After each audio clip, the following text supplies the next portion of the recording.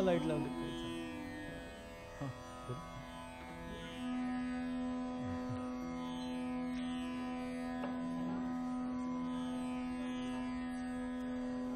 फिक्सेटिव्ह मारतो. ऑइल पेस्टलला फिक्सेटिव्हची गरज नसते, पण ते तसं सांभाळणं थोडंसं जिकिरीचं होतं. मग काय करायचं, एक हा फ्रेम करायची किंवा ते तसंच्या तसं जिथे धूळ लागणार नाही अशा ठिकाणी सोडलं तर ते ऑइल पेस्टल म्हणजे त्यातलं ऑइल जे असतं ते पेपरमध्ये ॲब्सॉर्ब होतं आणि व्यवस्थित राहू शकतं. पेंटिंग एक साधारणतः 2 आठवड्याचा कालावधी लागतो, म्हणजे 15 दिवसामध्ये एक खडबडीत होतं. म्हणजे हा लागणार नाही हाताला इतपत होतं.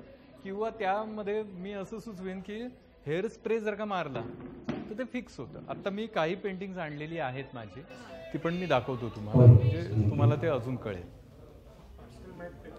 हा नाही, हा मला दिलेला आहे. आता काय कुठला आहे मला माहिती नाही हा पेपर. हां हां अच्छा.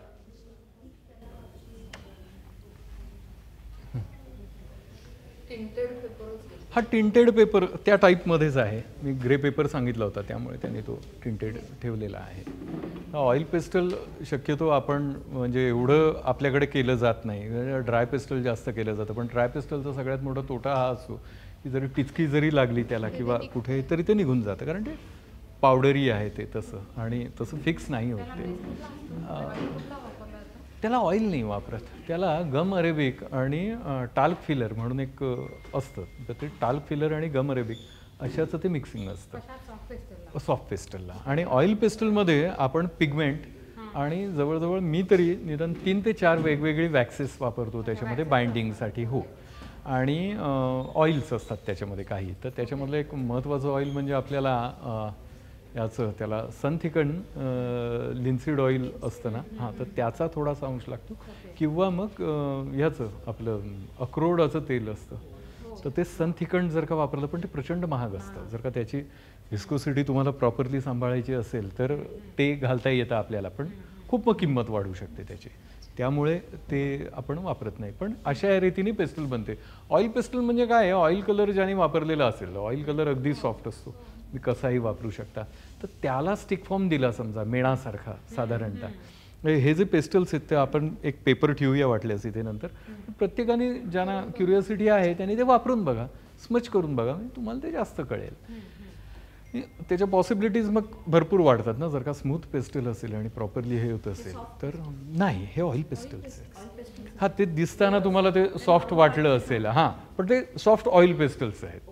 हां, तर आत्ता आपल्याकडे पोर्ट्रेटसाठी केलेला सेट आहे आणि एक जनरल म्हणजे ज्या नेहमी रेग्युलरली लागतात लोकांना वापरायला, तर तोही सेट आहे. आणि लँडस्केपचाही सेट आपण डेव्हलप करतो आहोत.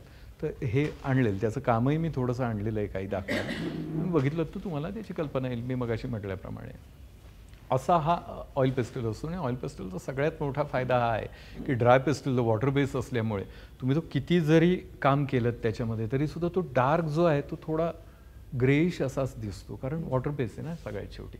ब्राईट कलर त्याच्यामध्ये दिसतीलही छान, पण डार्क कलर जे असतात ना ते तितकं काम नाही करू शकत ड्राय पेस्टलमध्ये.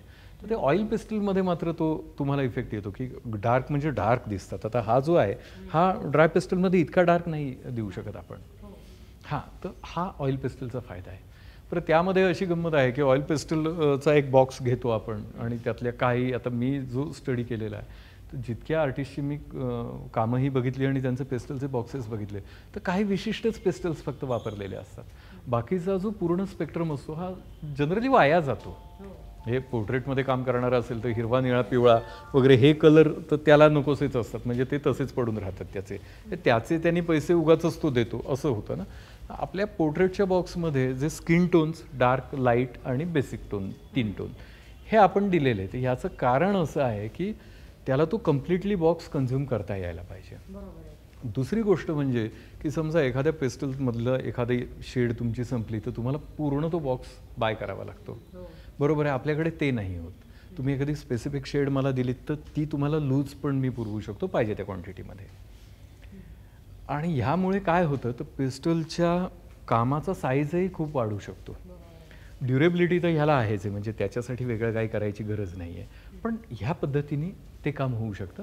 सपोज एखाद्याला असं वाटलं की बाबा ह्या पूर्ण स्पेक्ट्रममध्ये तुमच्या सर मला जी पाहिजे ती शेडच नाही आहे, सपोज एखाद्याने ती बनवून दिली तर ती सुद्धा मी त्याला फॉर्म करून देऊ शकतो, फक्त ती 10च्या पटीमध्ये घ्यावी लागते तुम्हाला, कारण काय आहे त्याचं ते युनिट ठरलेलं आहे, त्याच्यामध्ये 10 पेस्टल्स बसतात. जर का माझ्याकडचा नसेल तो शेड तर असं ते आहे. तर हे माझं युनिट जे आहे ते देवरुखला आहे.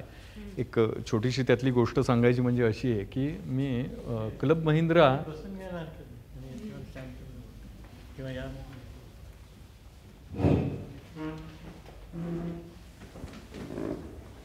हां ऐकू येत आहे ना. हां, तर मी क्लब महिंद्रामध्ये काम करत असताना त्यांचं माझ्याकडे कॉन्ट्रॅक्ट होतं की इथे बसायचं आणि आमच्या गेस्ट जे कोणी येतील त्यांना काय चार्ज द्यायचा तो तुम्ही घ्या, पण इथे ती ॲक्टिव्हिटी आम्हाला पाहिजे. तर आता असं करत असताना तिथले जे स्किन टोन्स असायचे माझ्या पेस्टलच्या बॉक्समधले ते पटापट संपायचे, कारण खूप गिऱ्हाईक यायची, कारण एक पोर्ट्रेट काढून देतोय म्हटल्यानंतर ती गर्दी होतेच जनरली, आणि अशा ठिकाणी ते होतच होतं ते.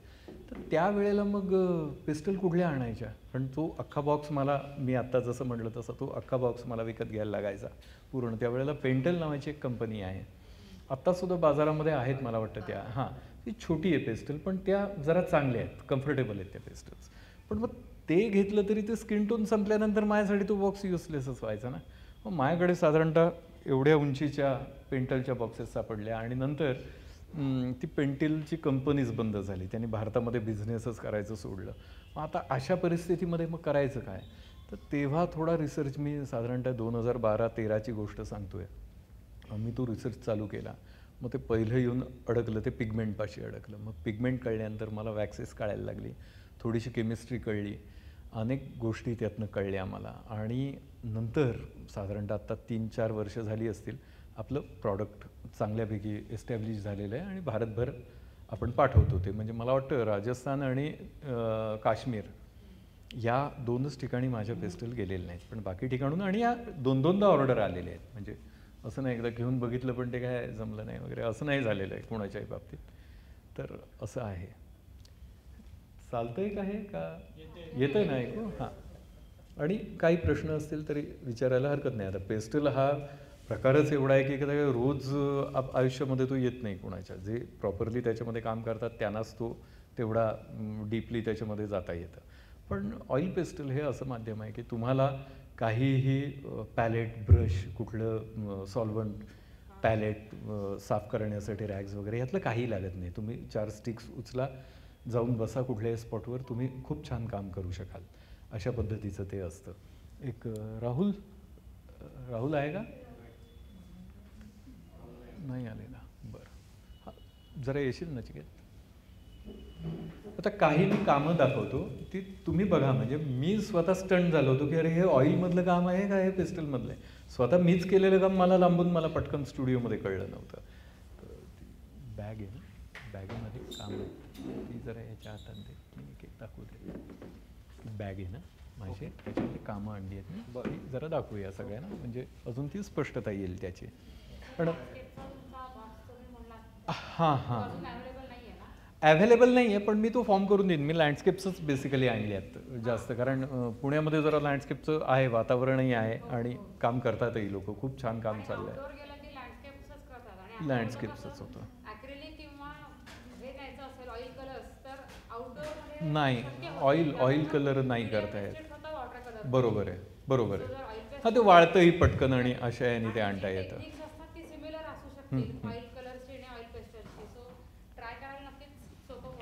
नाही, हेच कम्फर्टेबल वाटतंय मला.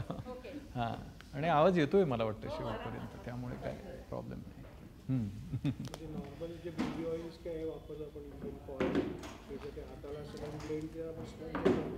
हां, हे हाताने ब्लेंड करता येऊ शकतं तुम्हाला. हे आता मी दाखवतो ना तुम्हाला. हां हां हां, ऑइल पावडरच राहते, ऑइल पेस्टलचं पण राहतं, म्हणजे माझ्या पेस्टलचं तरी राहतं. मी बघितलं ना, एक कपडा घेऊनच बसतो. हां, नाही तर मग हा रॅग एक बरोबर ठेवायचा, पुसून घेतलं की गेलं ते साधारणतः गेलं. हां, तसं सुद्धा चालेल, म्हणजे तसं त्या ह्यानी केलं तरी सुद्धा चालू शकतं, पण मग पेपरमध्ये ते ॲब्सॉर्ब लगेच होईल आणि पेपरला डाग पडू शकतो, म्हणून ते मी हे करत नाही. लँडस्केपच्या काही शेड्स मी आणलेले आहेत, पण लँडस्केपचं एक माझ्याकडे इथे कोणीतरी आलेले असतील त्या, मला वाटतं त्यांनी ते सांगितलं की लँडस्केपच्या मला हव्या आहेत त्या. आता मी दाखवतो मी तुम्हाला. हां, तुम्हाला माझ्याकडे काम आलं होतं ते. आता काय करूया, हा कार्यक्रम संपल्यानंतर म्हणजे मी ते दाखवतो तुम्हाला त्यातल्या कुठल्या लागतील. कारण आता गंमत बघा, लँडस्केपचं वॉटर कलर आत्तापर्यंत तुम्ही वापरताय, बरोबर आहे. आता व्हेरिडियन ग्रीन म्हणजे यांच्या ड्रेसचा आहे तो. हां, हा असाच्या असा नाही आपण वापरत, त्याच्यामध्ये पाणी घालून. नाही, मी उदाहरणार्थ हां, मग आपण दुसरा घेऊया. नको बा, व्हेरिडियन ग्रीन. हां, स्कारलेट लेक घेऊया, ताईंच्या ओढणीचा आहे ना. हां, तर आता हा जर का घेतला आपण तर बरोबर आहे, तर ह्याच्यापासून व्हाईटकडे येणारे पाणी घालून हवे तेवढे बनवता येतात. पण पेस्टलचं तसं नसतं. पेस्टलचं जे काही 3-4 टोन असतील ते एक्झॅक्ट बनवून घ्यायला लागतात तुम्हाला. जे मी आणलेले ते तुम्ही घेतलेत की एकमेकामध्ये थोडं मिक्स करून ते हे करता येतं. हां, हे दाखवलं तरी चालेल. काढूया म्हणजे ते चमकणार नाही. हां, काय नाही, काही गरज नाही. पण फिक्सेटिव्ह ॲज सच म्हणून तुम्ही हेअर स्प्रे जर का मारलात, हेअर स्प्रे मारला तर तो व्यवस्थित, एक तर हायजिनिक असतं ते, म्हणजे नाकातोंडात वगैरे काय उडालं तर हे नाही. पण मला वाटतं आता जे काही आपल्या इथे जे मिळतात हेअर स्प्रे, तो मारल्यानंतर 2 दिवस तिथला वास जात नाही, इतका तो हार्श आणि हा असतो, आणि तो हायजिनिकली नाही आहे मला वाटतं. हां, त्याची गरज नाही आपला हेअर स्प्रे मारायचा. ही आता हा बघा, हा साधा काय आपण टिंटेड पेपरच आहे हा. हां, टिंटेडनी काय होतं, व्हाईट स्पेस आपल्याला भरत बसावी लागत नाही. आणि दुसरं काय होणार की तुम्ही संपूर्ण जोपर्यंत भरत नाही तोपर्यंत इथे टोनल व्हॅल्यू मला कळणार नाही. तो व्हाईट हार्श असतो ना, तो डोळ्याला डिस्टर्ब करतो, त्यामुळे टोनल व्हॅल्यू हलते. म्हणून पहिल्यांदा इव्हन ऑइल पेंटिंग करताना सुद्धा तुम्ही बघितलं असेल की सॉल्व्हंटनी एक असा ग्रेइश टोन देऊन घेतात त्याला, म्हणजे मग व्हॅल्यूचं जजमेंट येतं ना आर्टिस्टला. मग त्यापेक्षा टिंटेड पेपर वापरलेला जास्त चांगला ना. व्हाईट वगैरे हे लगेच आपण ओपन करू शकतो त्या गोष्टी. आवडलं ना. त्याचं काय आहे, पेस्टल विकायला आलं की म्हणायचं माझ्या पेस्टलमुळे झालंय. हां, आणि चित्र चुकीचं आलं की म्हणायचं मी फक्त पेस्टलसाठी दाखवलं होतं. असं ते दोन्ही करता येत. असं ते आहे. हां, ऑइलच वाटतं ते पटकन, म्हणजे प्लास्टिकमध्ये ठेवलं की स्मज होत नाही ना. हां, आता ती एकाला एक पाठीला पाठ लावून ठेवलेली आहेत ती तशी. हां, कुठलं आहेत अजून बेस्ट, अजून येतील बघा. हां,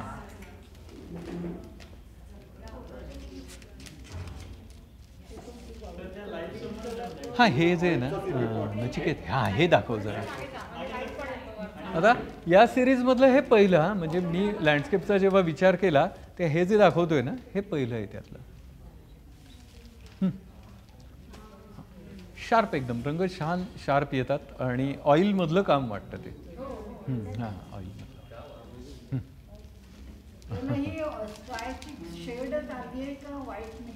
नाही, आहे ती. आता एवढा मोठा जो द्यायचा असतो ना तो साधारणतः तयारच घ्यायचा. हां, म्हणजे समजा तुम्ही खूप मोठं काम करताय.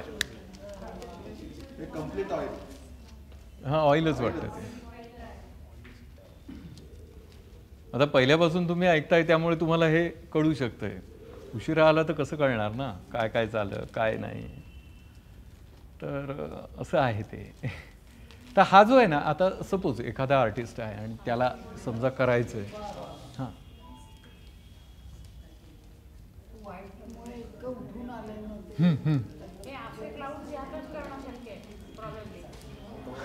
वॉटर कलरमध्ये थोडेसे ते खाली आले येत नाही. आणि तू व्हॅल्यूचं जजमेंट सांभाळणं त्यावेळेला.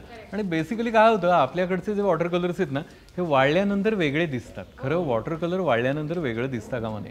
जर का तुम्ही हां, वॉटर कलरचं मी एक सांगेन की वॉटर कलर बहुतेक आपल्या इथे करतात, बरोबर आहे. अगदी मला वाटतं दलेर रॉने किंवा अजून कुठल्या कंपनीज आलेल्या आहेत त्यांचे पण वॉटर कलर्स घेतात, म्हणजे खूप महागडे. हां, डॅनियल स्मिथ आहे ना आत्ता. हां, पण ते एक्सपेन्सिव्ह आहे ना. सेनेलियर चांगलं आहे, पण सेनेलियर पण महाग असेल मला वाटतं. हां, पण तरीसुद्धा काय आहे सेनेलियरची काय आहे रेंज? ऑलमोस्ट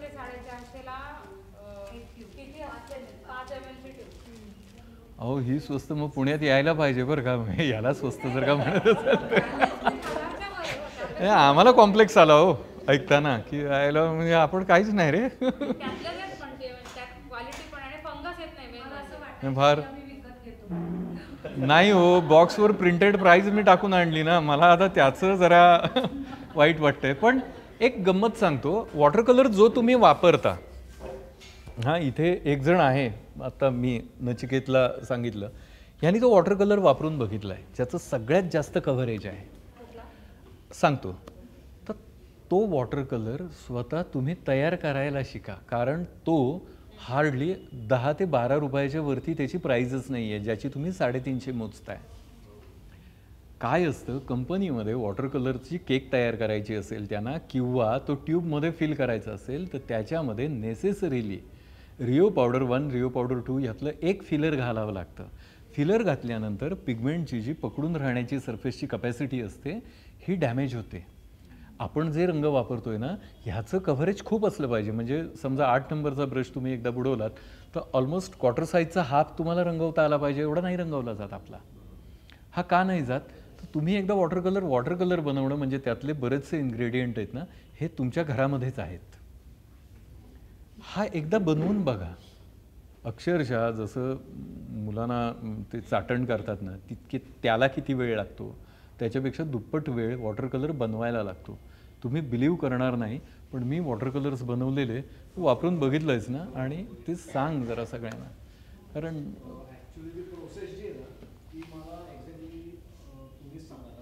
हां नाही तू तिथे नव्हतास, आणि जे दोघंजण होते ते आत्ता इथे नाही आहेत. हां, गम अरेबिक माहिती असेल आपल्याला. हां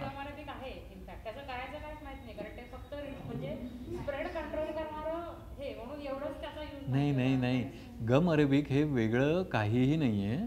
खायचा जो डिंक असतो हा डिंक आहे तो, ज्याच्यामध्ये त्याचा जो आकार आहे तो साधारण थोडा कुटून घ्यायचा किंवा थोडं पावडर करून घ्यायची, आणि त्यानंतर त्याच्यामध्ये उकळतं पाणी दुप्पट घालायचं, जे काही तयार होईल ना, हे गम अरेबिक आहे. आता ती वॉटर कलरची केक तुम्ही बघताय ना, हां आपण जसं म्हटलं की पेस्टल म्हणजे काय आहे, तो थोडासा घट्ट केलेला ऑइल कलर आहे, जो हातात पकडून तुम्हाला ॲज अ स्टिक म्हणून काम करता येतं, बरोबर. वॉटर कलरचा तसाच विचार करा की चिकट एका डिंकामध्ये रंग टाकलेला आहे, आणि तो थोड्या वेळाने वाळल्यानंतर ती जी केक होते तो म्हणजे वॉटर कलर आहे.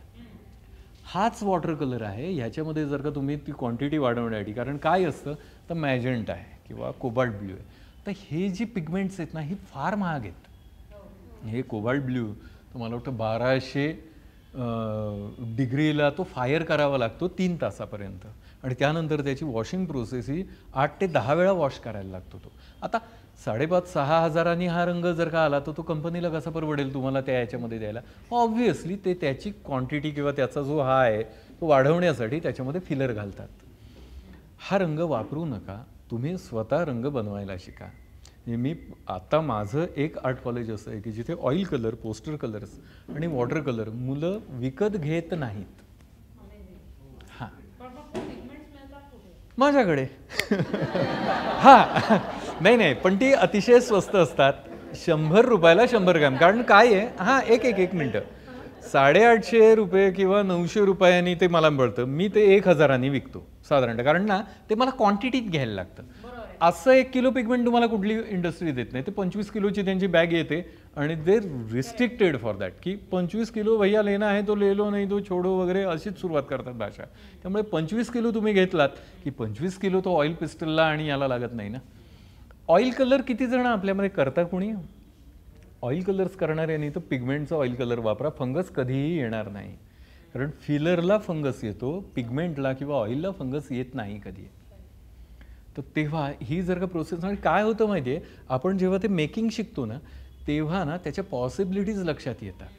म्हणजे आमच्याकडच्या एका मुलीनं तर गम अरेबिक घालून वॉटर कलर होतो ना, तर गम अरेबिकचा कोट दिला होता, आणि तो ओला असताना त्यामध्ये पिगमेंट सोडलं होतं. हां आता हे केव्हा सुचू शकतं, जेव्हा त्याचं मेकिंग माहिती असेल. लक्षात आलं. तर ती एक टेक्निकल बाजू असते आणि एक क्रिएटिव्ह बाजू असते. या दोन्ही बाजूंचं मिक्सिंग जे आहे ना ते त्या वस्तूमध्ये असतं. तर ती वस्तू ॲक्च्युली बनवायला जर का आपण शिकलो किंवा त्याच्या पॉसिबिलिटीज कळल्या आपल्याला, तर ते जास्त चांगल्या पद्धतीने आपण करू शकतो. बरोबर आहे. आणि काय आहे, आर्ट कॉलेजमध्ये ह्या गोष्टी खरं तर आर्ट कॉलेजमध्येच सांगायला पाहिजेत की रंग काय आहे, ते बनतो कसा, पिगमेंट म्हणजे काय आहे, अगदी बेसिक सांगा. म्हणजे एखाद्या डॉक्टरेट झालेला असेल पिगमेंटमध्ये तर त्याला तुम्ही बोलवायची काही गरज नाही. पण गंमत सांगतो, एक जाता आता गंमत सांगायची अशी की ते कुठे नॉलेज मिळेल हे सांगता येत नाही आपल्याला. मी ते पेस्टलच्या मागे होतो आणि आम्ही सावंतवाडीला गेलो होतो. तिथे आमच्या कॉलेजचा तो शो होता. तो बघायला एक सर आले होते, वृद्ध होते तसे, वयोवृद्ध, आणि येऊन बसले. आमच्या प्राचार्यांनी ओळख करून दिली, हे एचओडी आमचे परांजपे, हे फातर्पेकर सर. हां, काय शिकवता सर म्हटलं तुम्ही? नाही म्हणले, आता मी रिटायर्ड हो. सरफेस टेन्शनमध्ये माझी डॉक्टरेट झाली होती. आता सरफेस टेन्शन हा विषय तसा गहन आहे, जे क्वांटम फिजिक्स जसं मोठं आहे तसाच तो खूप मोठा विषय आहे आणि खूप कमी लोक आहेत त्याच्यात. अरे वा म्हटलं. पण म्हटलं मला जरा एक क्वेरी होती. म्हटलं काय आहे? म्हटलं पेस्टल मी बनवतो. ते म्हटले म्हणजे काय बनवता? म्हटलं तेलकट खडू असतात ना लहान मुलांचे, हे मी बनवतो. ते तेल कुठलं पाहिजे वापरायला ह्याच्यावरनं ते बोलणं निघाल्यानंतर ते म्हणले जमिनीच्या खालचं तेल नेहमी वापरायचं, जे जास्त प्युअर असतं आणि त्याची ना पसरण्याची कपॅसिटी जमिनीवरच्या तेलापेक्षा खूप जास्त असते. म्हटलं असं म्हणजे हे का म्हणताय? म्हणले एक गंमत सांगतो, तुम्ही जुन्या जहाजांची चित्र बघितलेली असाल तर त्याच्यावरती खूप मोठे बॅरल असतात ठेवलेले. ते काय आहेत? म्हटलं ते वाईनचे असतील. आता खलाशी आहेत लोक म्हटल्यानंतर काय नाही म्हणले वाईनचे नाही आहेत ते बॅरल, जरी दिसले तसे तरी त्यामध्ये ऑइल असतं, जे क्रूड ऑइल आपण जे रेअर तो प्युअर फॉर्म येतो जमिनीतून तो. ह्याचं काय करतात? म्हणले ॲटलांटिकमध्ये प्रचंड प्रमाणात मोठ्या लाटा उसळतात, ज्या एवढ्या मोठ्या असतात राक्षसी, म्हणजे काय डोंगरा एवढी लाट सहज असते तिथे. हे रुटीन आहे विषुववृत्त ओलांडताना. ती म्हणलं सहज ते जहाज उलटं पालटं करून टाकू शकते. मग म्हणलं ह्याचं तेल काय करणार? म्हणले सांगतो काय करायचं. असं जेव्हा वादळ उसळतं आणि बोट खालून जर्क व्हायला लागते तेव्हा हे खलाशी ते पंक्चर करतात एक हातकुराडीने आणि ते फेकून देतात समुद्रामध्ये. ह्याची ना भराभर फिल्म पसरते त्या जहाजाच्या भोवती आणि कितीही समुद्राचा मोठा करंट असेल तरी ही अशीच्या अशी इतकी थिन फिल्म तो नाही उचलू शकत आणि यामुळे ते जहाज वाचतं आणि सहजपणे किनाऱ्याला जातं. तर काय आहे माहिती आहे, तुम्ही जेवढं नॉलेज ॲब्सॉर्ब करायला जाता आणि जिथनं ते मिळतं ना ते कुठे मिळेल ते सांगता येत नाही. ते एक म्हण आहे फिलॉसॉफीमध्ये की ज्ञानाचा क्षण असा स्थिर असतो, तो असा पुढे मागे करता येत नाही आपल्याला. आणि हे मला पटलं. म्हणजे ह्या प्रवासामध्ये गेल्यानंतर बऱ्याच गोष्टी कळल्या. ह्या मला तुमच्याशी शेअर करायला आवडतील. आज आता तुम्हाला माहिती नव्हतं एवढं काय किंवा आयत्या वेळेला सगळा तो विषय झाला आपला. पण जर का असं असेल तर आपण ते ट्रेनिंग देऊया प्रत्येक आर्टिस्टला. वर्कशॉप वगैरे आत्ता नाही, पण मी मला वाटतं सप्टेंबरच्या आसपास येणार आहे. हां, म्हणजे त्यावेळेला एक काहीतरी करता आलं तर तुमच्या कानावरती मी घालतो. जर का असेल तर ते मटेरियल अगदी थोडं असतं. आपल्याला इथे काय फक्त काच वगैरे हे जे काय आहे जे मी तिकडनं नाही कॅरी करू शकत, तर हे इथे अवेलेबल सहज होईल. आणि पुण्यात काय होऊ शकतं, बाकीचं मटेरियल मी घेऊन येईन. Poster colours, water colours, oil colours, हे अगदी साध्या गोष्टी आहेत ज्याच्यासाठी आपण प्रचंड पैसे घालवतोय. खूप म्हणजे खूप घालवतोय पैसे, काही गरज नाही आहे याची. असं ते आहे. सो का हो नाही ते पण आहे, ते पण मी जरा ओपनिंगला चालले सायकलिंगला म्हणून मी नाही नेमकी. अच्छा अच्छा, मला इंटरेस्ट खूप आहे. चालेल. सप्टेंबरमध्ये, सप्टेंबरच्या नंतरच. तर मला नक्की. अहो काही नाही, हार्डली 20 मिनिटाचं आहे ते सगळं मिळून. सगळं मिळून 20 मिनिटाचं आहे. पण काय आत्ता ते नाही जमलं आपल्याला. का नाही जमलं म्हणजे त्या याने मी आलोच नाही. आत्ता हा विषय बोलताना निघाला म्हणून मी तुमच्याशी बोलतोय. अदरवाईज काय हे नव्हतं, त्याचं प्रयोजन नव्हतं. पण हे कळलं पाहिजे आपल्याला, कारण डॅनियल स्मिथ वगैरे मला वाटतं ते चप्परतोड आहे ना, ते आउट ऑफ रेंज. इवन हे सुद्धा म्हणजे आता मी ज्या पिस्टल्स वापरतोय ना तर सेनेलियरच्या पिस्टल पण येतात, ऑइल पिस्टल. आत्ता जर का 24 पिस्टल्स तुम्ही घ्यायला गेलात तर 8,300 रुपये आहे आणि त्या आपल्या इंडियन स्किनच्या नाही आहेत. दुसरं म्हणजे त्या पिस्टल तेल सोडतात. म्हणजे ही पिस्टल इथपर्यंत आहे, इथून कडा येते त्याची ऑइलची.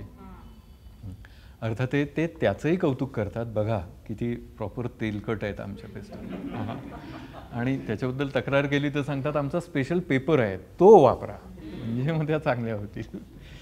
मी काय असं करणार नाही आहे, मी तुमच्या बाजूनेच विचार करणार. हां, तर आता ते जे आहे ना, तर ते खूप महागडं आहे. आणि त्याच्यामध्ये गंमत काय आहे, ती थोड्या वेळ तुम्ही हा एवढा रंग जो वापरलात ना, याच्यामध्ये ती पाऊंड पेस्टल संपली. त्याचं कव्हरेज त्या मानाने कमी येतं, पण परत एकदा फिलर घातलेला असतात आणि अनेक गोष्टी असतात. फक्त एका गोष्टीसाठी त्याने मानायला लागेल, कारण पिगमेंटची प्युरिटी ही प्रचंड असते त्यांची, म्हणजे ग्लोईंग होतात अतिशय. अर्थात आपण कमी नाही होत त्यामध्ये, आपलेही चांगले आहेत पेस्टल्स, पण हा एक भाग आहे त्याच्यामध्ये. ठीक आहे, अजून काही प्रश्न असतील तर विचारा. काहीतरी सॉफ्ट पेन्सिल कलर्स पण आलेत का बाजारात? हो, आहेत चांगल्या दर्जाचे आहेत. हो हो, आलंय, मी ऐकलंय ते. आणि कुठेतरी ते रील बघताना कुठेतरी ते हां हां हां हां पेन्सिल्स आहेत काय. मी नाही ते एवढं नाही वापरलेलं ते. सॉफ्ट पेन्सिल कलर्स आहेत आणि अगदी म्हणजे फोटो रिअलिस्टिक काम त्याच्यामध्ये होतं असं ते बघितलेलं आहे. आता ह्याच्यामध्ये तुम्ही बघाल तर आता पापण्या किंवा हे ते करण्यासाठी मला ते रिझर्व करायला लागलं, म्हणजे दोन्ही बाजूनी मी लेअर केलं तेव्हा ती पापणी उरली. हे स्किल थोडं डेव्हलप करायला लागतं ऑइल पेस्टलसारखं मीडियम हे करताना.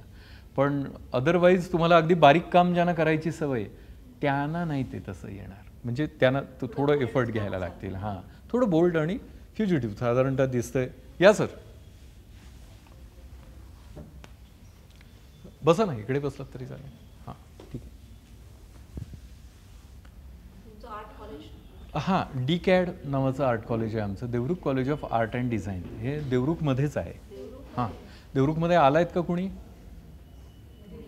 येऊन गेलायत आहेत का? काय हे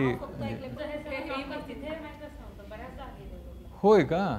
मग देवरुखला आता मी जो दिलेला आहे ना, हा तुमच्या ग्रुपमध्ये किंवा तुमच्या सगळ्यांमध्ये शेअर करा आणि सगळे मिळून एकदा देवरुखला या.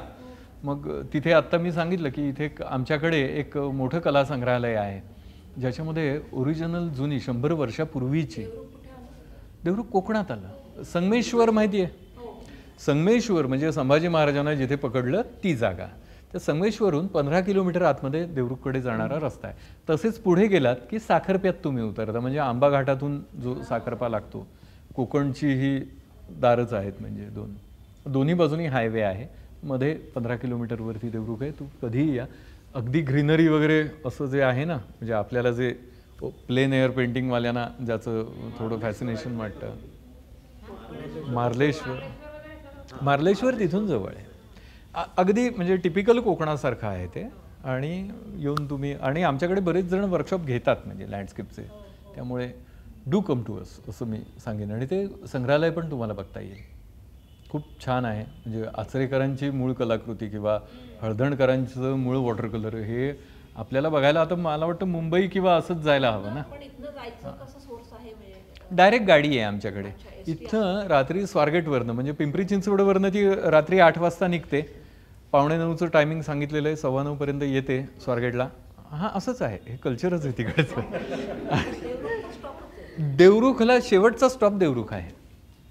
तिथे तुम्ही आलात की देवरुख तसं छोटं गाव आहे, त्यामुळे DCAD हे मला वाटतं हार्डली वॉकिंग डिस्टन्सवरती आहे. आमच्या इथले बरेच जण येऊन गेलेले आहेत तिथे, त्यामुळे ते तुम्हाला मार्गदर्शन करतील. इथे येऊन गेलेले लोक आहेत, चिकार जण. मुद्दामून या तुम्ही, तुमचा काही ग्रुप असेल किंवा असं काही असेल तर ऑर्गनाईज करा, मला कॉन्टॅक्ट करा.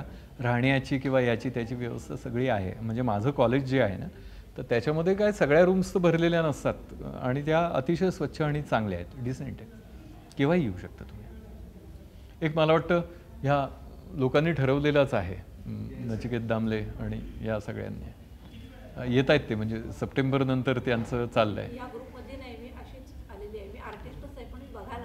नाही, हरकत नाही. आता त्यांना हे घेऊ शकता. अच्छा, हां, मग झालं ना समाधान, काय वेळ वाया गेला असं नाही ना वाटलं? अच्छा, बरं, या तुम्ही. आणि काय प्रश्न असतील तर बघा, नाही तर बघू आपण काय. पेस्टल कशामध्ये? मीडियम हा येऊ शकतं. म्हणजे तुम्ही समजा ॲक्रिलिक किंवा ऑइल केलेलं आहे, तर ऑइलमध्ये पेस्टल कसं वापरायचं, ऑइल कलर केलेला आहे. समजा असा शर्ट आहे किंवा खूप हे कसं आहे, आता हे हत्तींचं एक चित्र याच्यावरती आहे, तर ऑइलमध्ये करायचं ना, तर हे सगळं सोडवत करायला लागेल. किंवा हा एक वॉश द्यायचा, तो वाळवायचा आणि मग त्यावर करायला लागेल. आता असाइनमेंट ज्या वेळेला मुलांच्या चालू असतात, तर त्यावेळेला ते कसं काय करायचं. गंमत अशी आहे की तुम्ही तो लेअर देऊन घ्या. आता एक ब्लँकेट होतं आणि त्याच्यावरती लाल अशा रेषा होत्या. आता हे लाल काळ्या याच्यावरती करायचं म्हणजे तो एकतर रंग खरडून काढला पाहिजे, जे अवघड आहे तसं म्हणजे मुलांसाठी. पेस्टल घ्यायची, ओढायची, ती एकाच वेळेला तो रंगही बाजूला करते आणि आपला मार्क पण तयार करते. जे बारीक काम असतं ते ऑइल पेस्टलमध्ये केव्हाही, आणि ऑइलच्या बरोबर म्हणजे लिन्सीड ऑइलच्या सोबत जर का तुमचं ते काम असेल तर ते डेफिनेटली वाळतं, कारण लिन्सीड ऑइल लागतं ना त्याला, फॉर्म ऑइल लागत नाही. असं होतं. ती छोटी कामं करताना हायलाईट द्यायचे, ऑइल पेस्टलमध्ये द्यायचे केव्हाही.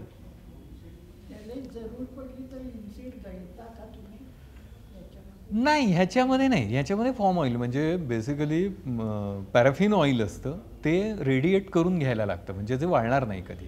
ते लॅब आहे कोल्हापूरला, एक जण ते करून देतात. म्हणजे तसं ते खूप ऑथोराईज नाही आहे ते, पण त्यांचं आहे तेवढं हे, आणि संबंधित कागदपत्र आहेत ते लिन्सीड किंवा त्या ऑइलशी खेळण्यासाठी जे काही लागतं ते आहे त्यांच्याकडे, त्यामुळे तिथनं येतं आपलं ऑइल. आणि अजूनसुद्धा बाकी पण ऑइल्स असतात त्याच्यामध्ये, म्हणजे अनेक त्याच्यामधले घटक असे असतात ना की जे साधे आपले नेहमीच्या ह्याच्यातले असतात. ते पण फक्त त्याचं पिगमेंटप्रमाणे प्रपोर्शन्स बदलतात. प्रत्येक मेणाचं प्रपोर्शन बदलतं. जे एकच एक प्रपोर्शननी तुम्ही इराणी वॅक्स पण तेवढंच, पॅराफिन पण तेवढंच आणि बीज वॅक्स पण तेवढंच, तर तसं नाही करतायत. काही तर पेस्टल्स असे आहेत की जे रॉ बीज वॅक्स असतं, म्हणजे काळपट दिसतं, ज्याला मधाचा वास आहे अत्यंत, तेच वापरायला लागतं, नाही तर पेस्टल फॉर्म नाही होत तुमचे. ते पिगमेंटप्रमाणे आहे. ठीक आहे, चित्र ठेवलेली आहेत. जर का पेस्टल पाहिजे असतील तर मी बॉक्स काही आणलेले आहेत, तर ज्यांना घ्यायचं असेल ते घेऊ शकतात किंवा नंतर मला कॉन्टॅक्टही करू शकता. जा नंबर यांच्याकडे आहे मॅडमकडे, त्या शेअर करतील. ठीक आहे. प्रश्न संपले असतील तर मी बोलतो, कारण हे सेशन संपावं असं मला तरी अजिबात वाटत नाही. कारण एकातनं दुसऱ्यातनं तिसरा असा एक गूढ खजिना उघडत चाललाय असं मला वाटतंय. कारण आपल्या समोर कलाकार आणि शिक्षक असं एक फार सुंदर कॉम्बिनेशन बसलेलं आहे, आणि असं फार रेअर असतं. कलाकार हा कधी नीट लिहिता येत नाही असं म्हणतात त्याला, आणि शिक्षक हा शिक्षक असतो, त्यामुळे त्याला त्याच्या विषयाचं काय नसतं आणि तो परफॉर्मर असतोच असं नाही. पण एक फार सुंदर कॉम्बिनेशन आपल्यासमोर आहे. मला फार आनंद होतोय की या सगळ्याला आपण भरभरून प्रतिसाद देत आहे, आणि इमॅजिनेशनमध्ये आपली देवरूपची सहल सुरू झालेली असणार डोक्यात. त्यामुळे कोल्हापूरकर तर जातीलच, मला दिसते तिथं ऑलरेडी अर्धा डिस्टन्स पुढे आहे त्याचा. त्यामुळे अशा पद्धतीच्या इंटरॅक्शन्स मधनं खूप चांगलं काहीतरी आपल्याला प्रत्येक वेळेला नवीन, म्हणजे मी आता असं म्हणतो की जी काय 3 वर्ष, तिसऱ्या वर्षाची तिसरं सेशन आहे, काही ना काहीतरी आपल्याला मिळत जातं वेगळं प्रत्येक वेळेला, आणि आपल्याला